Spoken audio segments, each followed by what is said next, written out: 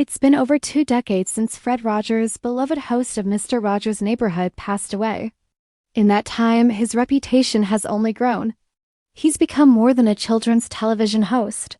He's a cultural icon, a symbol of decency, kindness, and compassion in an increasingly cynical world.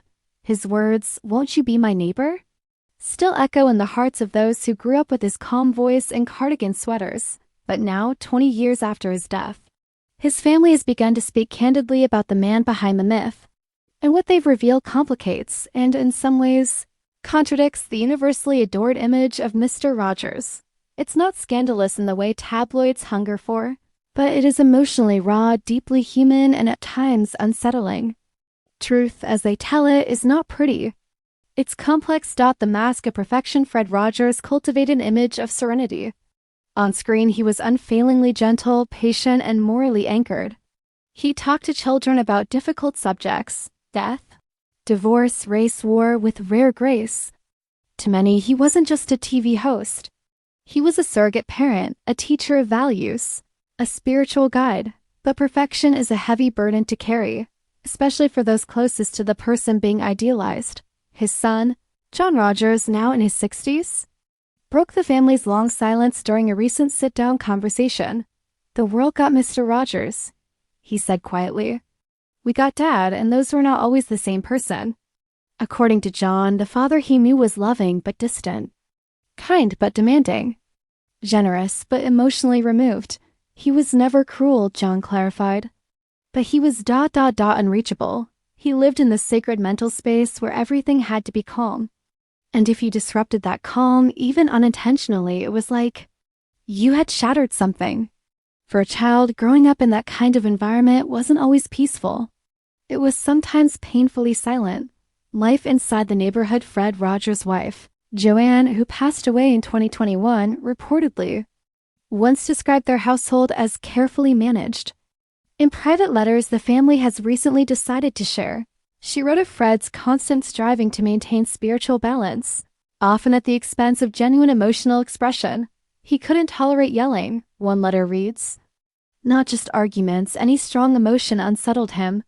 "We had to learn to process everything quietly, even grief." This emotional distance, the family suggests, wasn't intentional cruelty. Rather, it was a byproduct of Fred's extreme sensitivity, something that made him so attuned to children's needs on camera, but less equipped to handle the mesalliances of real family life. His niece, Laura Rogers, recalled visiting there. "Home as a child, you couldn't be loud. You couldn't roughhouse. You always had to be appropriate. It was like living inside a museum dedicated to emotional restraint." She added, with affection but candor, he loved deeply. "I don't doubt that. But he didn't always know how to show it in real time. His love came through rules, through structure. Not hugs. Faith, discipline, and the pressure to be good." Fred Rogers was a devout Presbyterian minister. His faith was central to his worldview and to the moral universe of Mr. Rogers' Neighborhood.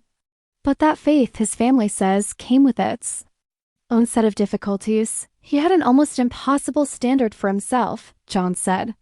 He believed he had a calling not just as a TV personality, but as a moral example. And if he ever felt he had fallen short, even in the smallest way, he would torment himself. That pressure, John explained, radiated outward. Family members weren't just expected to behave, they were expected to embody the same quiet grace. Fred did. That included always being polite, never raising your voice, and never revealing pain or anger in a public setting. We weren't allowed to be messy humans. We were Rogerses. John described long conversations at the dinner table, in which Fred would gently correct behavior or suggest more neighborly ways to express oneself. Over time, the corrections accumulated into a sense that real feelings were unwelcome. It was like living with a lighthouse, John said. Always shining, always watching. And you started to feel like you had to be made of stone. The cost of being a saint. The public adoration for Fred Rogers only intensified over the years. From documentaries to dramatized films, he's been canonized as a saintly figure. But that canonization, his family says, came at a cost, not just to their private lives, but to Fred himself. He hated being idolized, Wavra said, but he also feared letting people down. It crushed him to think that someone might feel disappointed by him even for a second.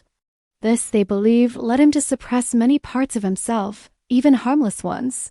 He avoided sarcasm. He never gossiped. He didn't dance, didn't drink, and rarely indulged in spontaneous fun. He was sincere to a fault, John added. He didn't know how to loosen up. Joy for him was structured like a scheduled puppet segment, not a spontaneous belly laugh. Over time, the perfection became isolating. According to letters and family accounts, Fred struggled in silence, with feelings of loneliness even in the presence of those who loved him. He gave the world so much, Lavra said. But sometimes I wonder if he saved any joy for himself. Why speak now? For years, the family chose silence. They didn't want to tarnish his memory or confuse the public image of a man who had brought so much good into the world. But now, 2 decades later, they say the silence has become its own kind of lie. We're not doing this to attack him, John explained. We're doing it because we loved him. And loving someone means telling the truth, even when it's complicated. The family hopes their honesty will add depth to Fred Rogers' legacy, not diminish it. He wasn't perfect. He was principled. There's a difference. And I think that difference makes his kindness more meaningful. Not less, Lavra said. Public reaction. A divide predictably. The public response to the family's revelations has been mixed. Some longtime fans are deeply unsettled by the idea that Fred Rogers wasn't the idealized father figure they imagined. Others have expressed gratitude. I don't need Mr. Rogers to be perfect. One social media post read, I need him to be real. If he struggled but still chose kindness, that makes him more heroic, not less. Psychologists and cultural critics have also weighed in, praising the family for shedding light on the emotional complexity of moral icons. We live in a time that craves role models. One commentator said, but we've confused goodness with perfection. Fred Rogers was good, but he was also a man with limitations. Recognizing that helps us find grace for ourselves too. A legacy re-examined. Fred Rogers' legacy is secure, but it's evolving. What the family has opened is not a scandal, but a conversation. A conversation about how we define kindness, about the cost of emotional perfectionism, and about the difference between public personas and private truths. His family doesn't want statues or sainthood. They want understanding. They want others to know that behind the camera was a man who tried, sometimes too hard, to be everything for everyone. And in doing so, may have forgotten how to just be. He taught people to love themselves, John said. But I'm not sure he ever fully gave himself that same permission. Final thoughts. 20 years after his death, Fred Rogers still stands as a beacon of gentle wisdom. But the new revelations from his family cast a more nuanced light on that beacon, not to dim it, but to show that it was held by human hands. He wasn't flawless. He wasn't always emotionally available. He struggled, he strained, and sometimes he failed. And maybe that's the real lesson we can learn from him. Now, not just to be kind, but to allow kindness to begin with honesty, even when the truth isn't pretty.